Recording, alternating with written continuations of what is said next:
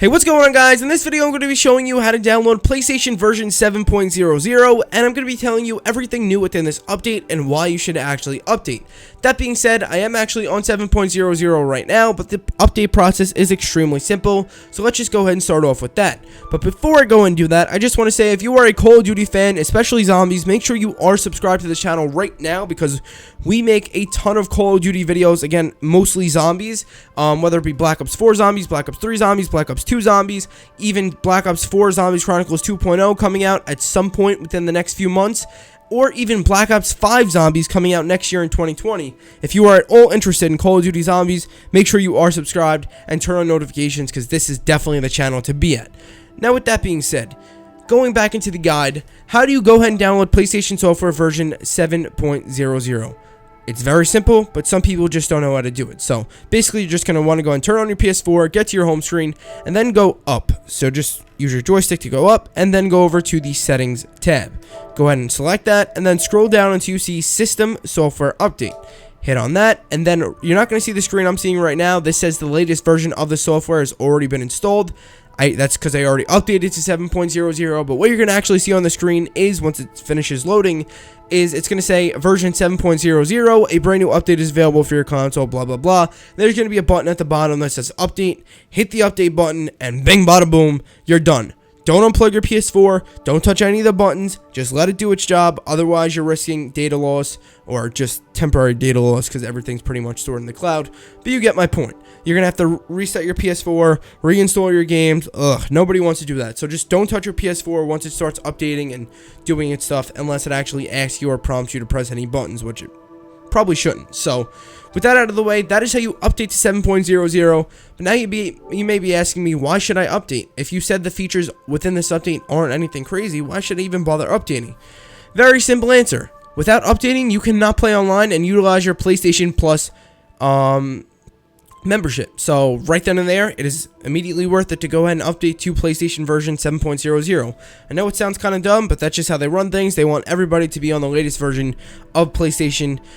So in order to access your PlayStation Plus membership, if you bought PlayStation Plus, you must, or even connect to the internet in that matter, you must go ahead and update your PlayStation to 7.00. So again, right there is enough to go ahead and update your PS4.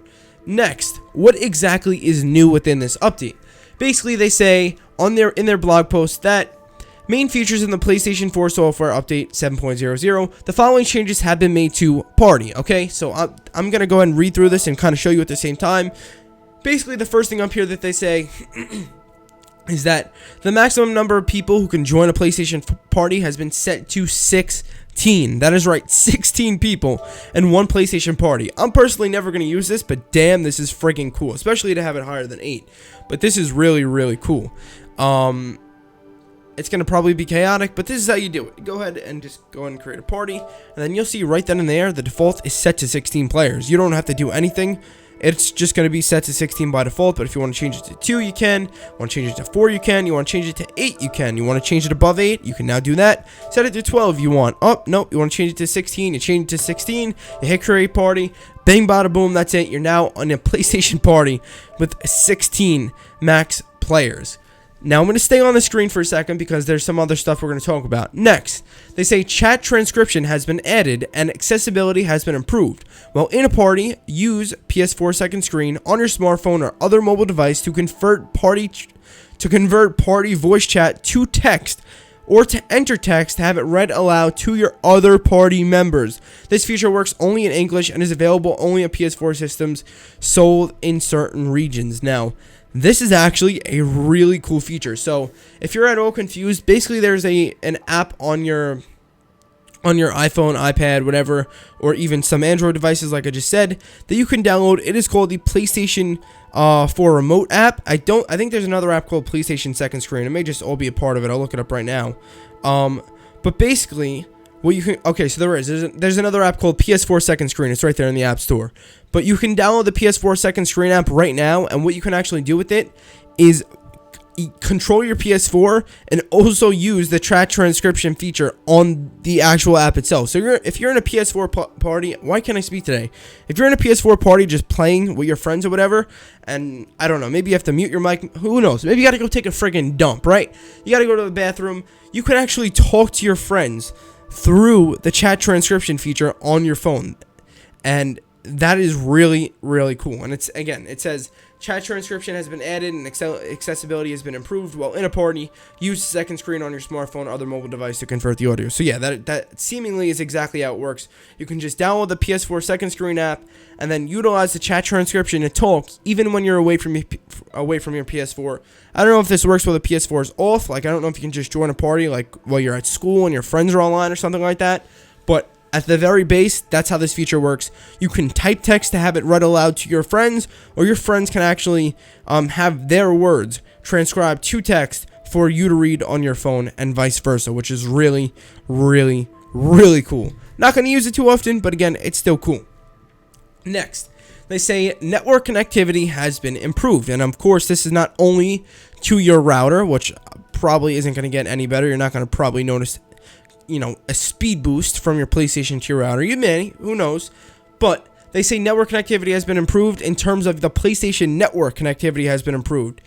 That is definitely something big. Again, we don't know to what extent this connectivity improvement is. It could be a very small improvement, a very minor adjustment, and they can still just post the very same line. Network connectivity has been improved. Again, we don't know how major this update is to the network connectivity, but hopefully it's something really good. I really haven't had any issues with the PlayStation Network too often. Also, I don't think this is going to be too much of a crazy update, but it's just nice to see them building on something that's already stable and already really, really good. Hopefully those occasional crashes will be ironed out even further now with the PlayStation Network connectivity improvement. Now, all three bullet points I just told you about build up to get to this fourth one, which is audio quality of voice chat has been improved. That is right. It is no longer, or hopefully you're no longer going to have shitty PlayStation audio quality. Of course, this depends on a variety of different factors, including your internet connection, your friend's internet connection, and both of your microphones. But let's say in a nice environment, I'm playing PlayStation with one of my friends. He has an on-ear headset, right? I have an on-ear headset. We both have decent microphones, and we're just talking and chatting casually. Both our internets are good. They're pretty consistent, and there's usually no issues whatsoever with just, the basic players. We should see improvements right then and there. We should get on right away and notice, hey, man, your voice sounds clearer. Hey, man, yeah, I know, yours does too. The audio is a lot better. That's probably something that's going to happen when you log into PlayStation 7.00, and if your friend has a decent mic, or you have a decent mic, you'll be able to hear a little bit more of a better audio quality than beforehand. Again, it's probably not anything insane, but it's nice that they increased the audio, quality on the PS4 chats. Really, really cool. Definitely a nice touch.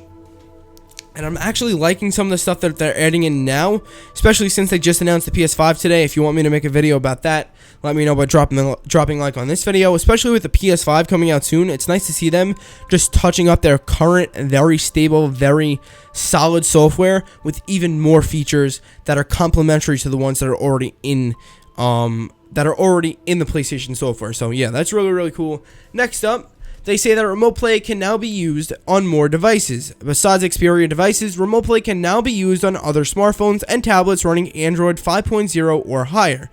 Download PS4 Remote Play from Google Play to use this feature. Additionally, for mobile devices running Android 10, you can now connect a DualShock 4 wireless controller via Bluetooth for remote play. And I am not available. Oh, it's in the very next line. What I was going to say is I'm not sure if it's available for iOS because they actually just got that feature, or we actually just got that feature available to connect our DualShock 4 controller.